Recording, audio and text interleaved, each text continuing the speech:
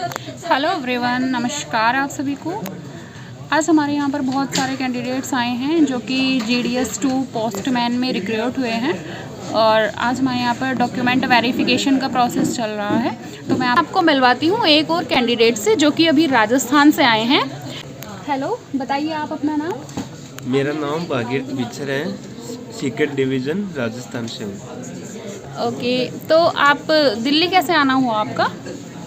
Ma'am, मैं लगभग 8.5 वर्षों से BPM मेरे गांव से लगभग 30 किलोमीटर की दूरी BPM के पद पे मैं कार्यरत था और मैंने हमारे राजस्थान सर्किल में GDS 2 पोस्टमैन एग्ज़ाम दी थी।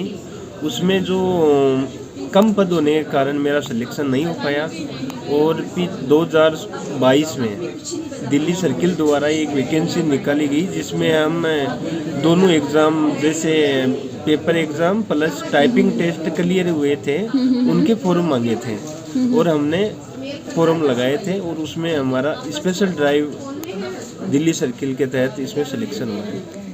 मतलब कि आपने एग्जाम दिया हुआ था, क्वालिफाई किया हुआ था, बट वैकेंसीज कम थी इसलिए आपको वहाँ पर जो है जॉब नहीं मिल पाई, तो यहाँ पर दिल्ली में आपको भेजा गया। बिल्कुल अलग से इनकी स्पेशल ड्राइव निकाली गई है, उसमें इनका ऑलरेडी जो है राजस्थान सर्कल में सिलेक्शन था बट वैकेंसीज नहीं थी वहाँ पर, इसलिए इनको जो है इधर एक स्पेशल ड्राइव निकाली गई सिर्फ दिल्ली में और इनके फॉर्म्स लिए गए ऑल इंडिया लेवल से डिफरेंट सर्कल्स के और फिर उन फॉर्म्स में से मेरिट बेस्ड पर सेलेक्ट किया गया है इनको कि जिनके सबसे ज़्यादा मार्क्स हैं उन कैंडिडेट्स को प्रेफर किया गया है और इसी हिसाब से दिल्ली सर्कल में इनको जो है अलॉट किया जा रहा है different divisions and post offices.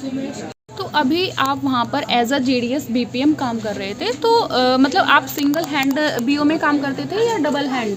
Ji ma'am, मेरा BO है ना, वो शुरू से सिंगल हैंडेड BO था और मैं तो उसमें आपको क्या क्या काम करना होता था?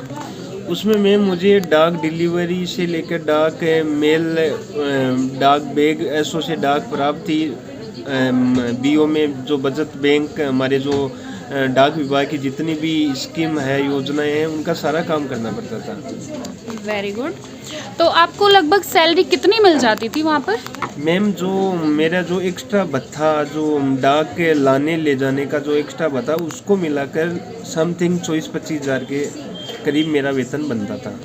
मतलब अभी आपको 8 साल हुए हैं काम करते हुए, तो आपकी सैलरी 24-25 हज़ार बन जाती थी। और आपको इनिशियल जब आप मतलब भर्ती हुए थे एज अ GDS, तब कितनी सैलरी मिलती थी? मैम, उस समय मुझे पहले मंथ की सैलरी 5,200 रुपये मिली थी मात्र। चलो, कॉन्ग्रेचुलेशंस, आपने काफ़ी अच्छा मतलब सैलरी इंक्रीज हुई है आपकी 8 सालों में। तो जैसे एकदम से आपकी सैलरी में 5200 से 24,000 तक का उछाल आया है, तो ये किस कारण से आया है? मैम, ये जो 7वां वेतन आयोग है ना, वो लगा था ना, तो उससे हमारे BPM की न्यूनतम सैलरी जो मूल वेतन 12,000 स्थापित किया था और उसमें जो DA वगैरह और अन्य भत्ते मिला के और हमें अब तक करीबन 24 से 25 हज़ार रुपये तक मिलता था। अच्छा, तो ये जो 24 से 25 हज़ार रुपये हैं, इसमें क्या आपका कुछ एक्स्ट्रा अलाउंसेस भी ऐड है, जैसे कंबाइंड अलाउंस मिलता है GDS को? जी मैम, मूल वेतन 12,000 है और उसका अभी लगभग 50% DA है ना, तो 18,000, वो 18,000 से ऊपर ये जो पूरा ये वो मिलता है हमारे। जैसे हमें BO में हमारे जहाँ हम BPM वहाँ हमें ऑफिस मैनेज करना पड़ता है, उसमें जैसे स्टेशनरी हमें ही उपलब्ध करवानी पड़ती है। टोटल हमें जो एक तरह से हम जो पूरा गांव में डाक विभाग है ना, हम हमारे ही खर्चे से वो बना के गांव वालों को सेवा देते हैं। चलो, बहुत अच्छी बात है।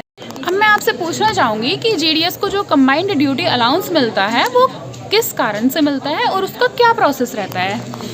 मैडम, GDS को जो कंबाइंड ड्यूटी अलाउंस है उसके मिलने के 2 तरीके हैं। एक तो जैसे उसका BO सिंगल हैंडेड है शुरू से ही, तो उसको अपना जो एप्लीकेशन है, अपने जो मेलवर शेयर होते हैं उनके द्वारा डाटा लेके और इंस्पेक्टर महोदय तक पहुंचाए जाते हैं, जिससे उनका ये भत्ता चालू कराया जाता है। एक ये दूसरी स्थिति ये है, जैसे किसी BO में ABPM और BPM दोनों काम कर रहे हैं, यदि किसी कारणवश उसके ABPM का Yes. कहीं दूसरे स्थान पे उसको है ना डेपुटेशन भेज दिया जाता है।